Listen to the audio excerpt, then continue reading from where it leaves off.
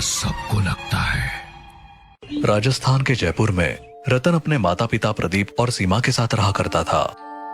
रतन अभी सिर्फ 13 साल का था और वो केंद्रीय विद्यालय में 7वीं क्लास में पढ़ रहा था।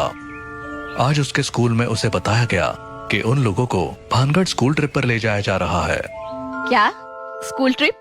नहीं, तो ट्रिप पर नहीं जा सकता। क्यों? क्यों का क्या मतलब? तुम्हें पता नहीं है क्या तुम्हारी परेशानी? अरे पापा। तेरे पापा सही कह रहे, तू नहीं जा सकता। रतन अपने माँ बाप के इनकार से रोने लगा। हालांकि उसे भी पता था कि उनकी बात सही है, लेकिन एक बच्चे का दिल कैसे माने? आप चाहो तो वर्मा सर से बात कर लो, उन्होंने कहा था वो मेरा ख्याल रखेंगे। प्रदीप ने वर्मा सर को कॉल किया तो वर्मा सर ने उन्हें आश्वासन दिया कि वो उसका ख्याल रखेंगे। तो प्रदीप ने रतन को जाने की इजाजत दे दी। स्कूल ट्रिप की इजाजत मिलने से वो बहुत खुश हुआ और अगले दिन वो अपनी पूरी क्लास के साथ बस में बैठकर भानगढ़ की ओर निकल गया। बस भानगढ़ की ओर बढ़ रही थी। बच्चे हंसी ठिठोली कर रहे थे। रतन अपने दोस्त गिरीश के साथ बैठा था और उसके आसपास बबली, रवि, बॉबी, संजय और चंदू भी बैठे थे। सब बहुत एक्साइटेड थे, लेकिन उधर रतन के माता पिता घर पर बेचैन थे। सीमा, मुझे कुछ अच्छा नहीं लग रहा। हमें उसे नहीं भेजना चाहिए था। आप चिंता ना करो, सब ठीक होगा। मैंने उसके हाथ में एक धागा बांध दिया था, जो कि पंडित जी ने मुझे खास उसकी सुरक्षा के लिए दिया था। चलो, ये तुमने अच्छा किया। इधर बस में बच्चे हंसी मजाक कर रहे थे, लेकिन तभी अचानक रतन के शरीर में अजीब सी हरकतें होने लगी। उसके हाथ पैर अकड़ने लगे, वो कांपने लगा और उसकी आंखें ऊपर चढ़ गई। रतन, रतन, क्या हुआ तुझे? सर, जल्दी आइए, रतन को कुछ हो रहा है। वर्मा सर तुरंत उठे और रतन की तरफ भागे। तब तक रतन पूरी तरह अकड़ चुका था और नीचे गिर पड़ा था। उसके मुंह से अजीबोगरीब आवाजें आ रही थी। भगवान, ये इसे क्या हो गया? कहीं ये किसी चीज के वश में तो नहीं आ गया? ऐसा मत कह। वर्मा सर रतन के पास झुके और उन्होंने उसकी नब्ज चेक की। मुझे लगा था कि ऐसा होगा, लेकिन इतनी जल्दी होगा इसका अंदाजा नहीं था। मतलब आपको पहले से पता था? सर, हमें कुछ समझ में नहीं आ रहा।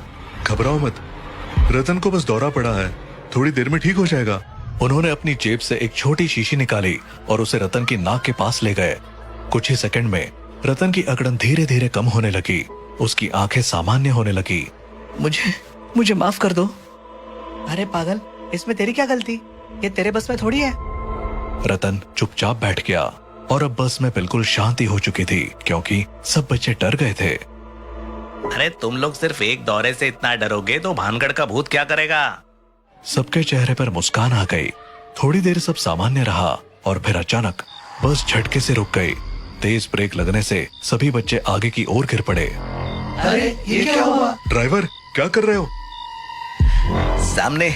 सामने कुछ औरतों का झुंड खड़ा है।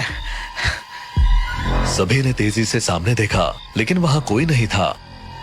लेकिन वहाँ तो कुछ भी नहीं दिख रहा। ड्राइवर, तुमने गलत देखा होगा। नहीं सर, वो औरतें हमारी तरफ आ रही हैं। सभी ने डरते हुए फिर से देखा, लेकिन वहाँ अब भी कुछ नहीं था। मुझे यहाँ से वापस जाना है। तभी अचानक ड्राइवर जोर से हंस पड़ा और बोला, कैसा लगा मेरा मजाक? सभी बच्चे और वर्मा सर चौंक गए। क्या तुमने हमें डराने के लिए ये सब किया? मैं तो सच में मरने ही वाला था डर के मारे। ड्राइवर, ऐसी हरकत मत करो, बच्चे पहले ही डरे हुए हैं। ड्राइवर ने हंसते हुए बस फिर से चला दी। अंततः बस भानगढ़ पहुंची। जैसे ही बच्चों ने खिड़कियों से बाहर झांका, चारों ओर फैली वीरानगी ने उनके मन में एक अजीब सी बेचैनी भर दी। हवा ठंडी थी, लेकिन उसमें एक अनकही घुटन थी, मानो वो किसी अनदेखे साए की निगरानी में थे। जैसे ही बस किले के सामने रुकी, सभी बच्चे धीरे धीरे नीचे उतरने लगे। ये किला, ये भूतिया है। बच्चों के बीच भूतिया कहानियों को लेकर चर्चा शुरू हो गई। कुछ इसे मजाक समझ रहे थे, तो कुछ के चेहरों पर हल्का सा डर झलकने लगा था। तभी अचानक उनके सामने एक अजीब सा गार्ड प्रकट हुआ। वो गार्ड लंबा था, झुकी हुई कमर, गहरी आंखों के नीचे काले गड्ढे और चेहरा ऐसा जैसे परसों से नींद ना ली हो। तुम सबको डरने की जरूरत नहीं, ये सब बस कहानियां हैं। अंदर जाओ, आराम से घूमो। लेकिन क्या? नहीं, कुछ नहीं। चलो बच्चों, डरने की जरूरत नहीं, हम सब साथ हैं, कोई भूत वूत नहीं होता। आखिरकार सभी बच्चे और टीचर किले के अंदर दाखिल हुए। अंदर घुसते ही एक अजीब सी ठंडक महसूस हुई। हर तरफ टूटी फूटी दीवारें, झड़ते हुए पत्थर और उन पर जमी काई। हवा भी वहाँ अजीब तरीके से बह रही थी, मानो कानों में कोई फुसफुसा रहा हो। किसी को कुछ समझ नहीं आ रहा था कि इस किले में ऐसा क्या खास है। सब इधर उधर बिखर चुके थे।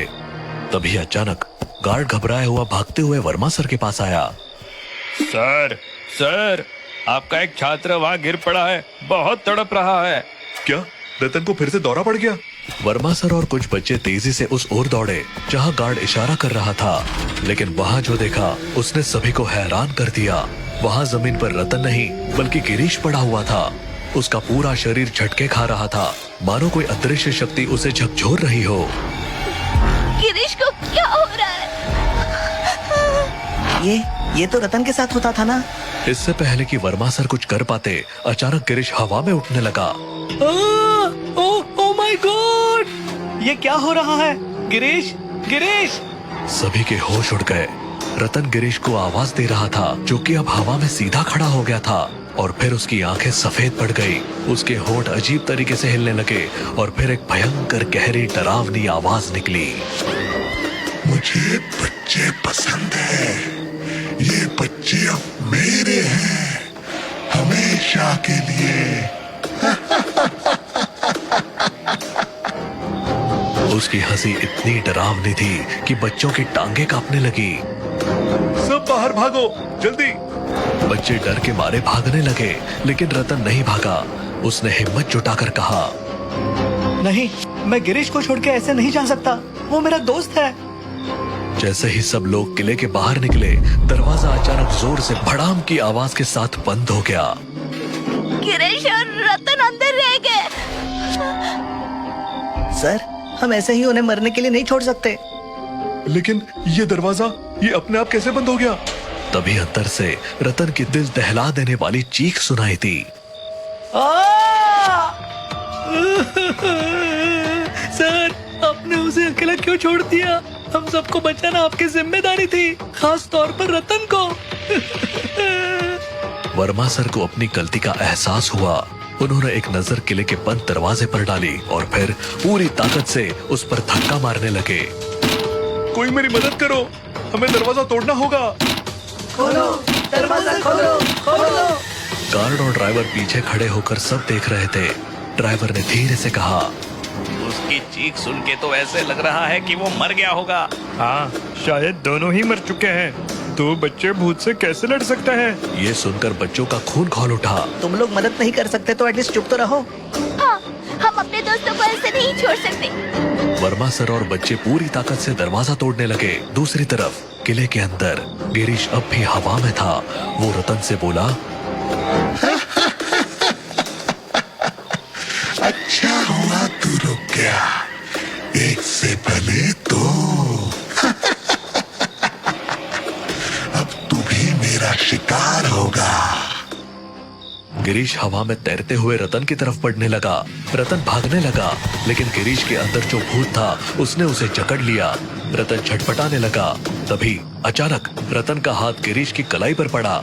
गिरीश की कलाई पर एक लाल धागा बंधा था जो उसके शरीर से हल्का सा छू गया। एक भयंकर चीख गूंज उठी। गिरीश का शरीर झटके खाने लगा और एक काले धुएं जैसी छाया उसके शरीर से बाहर निकलने लगी। नहीं, ये धागा, ये कैसे? रतन ने बिना वक्त गंवाए गिरीश को कसकर पकड़ लिया और दरवाजे की ओर दौड़ा। तू बच नहीं सकता, मेरे दोस्त तुझे छोड़कर भाग चुके हैं। तुझे मैं हमेशा के लिए यहाँ कैद कर लूंगा।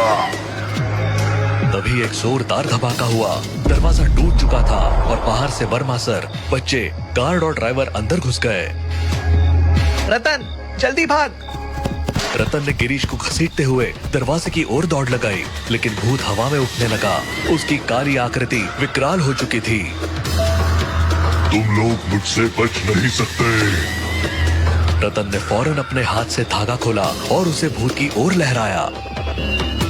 ये ले, अब तेरा कोई बस नहीं चलेगा। भूत जोर से चीखा और तेज हवाएं चलने लगी।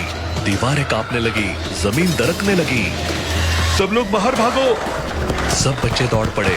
आखिर में रतन और गिरीश भी किले के बाहर निकल गए। जैसे ही सब बाहर आए, दरवाजा एक जोरदार धमाके के साथ अपने आप बंद हो गया। सब हाफते हुए एक दूसरे की ओर देखने लगे। गिरीश होश में आ चुका था। मैं बच गया। हाँ दोस्त, तू बच गया। तभी अंदर से उस भूत की एक डरावनी चीख सुनाई दी।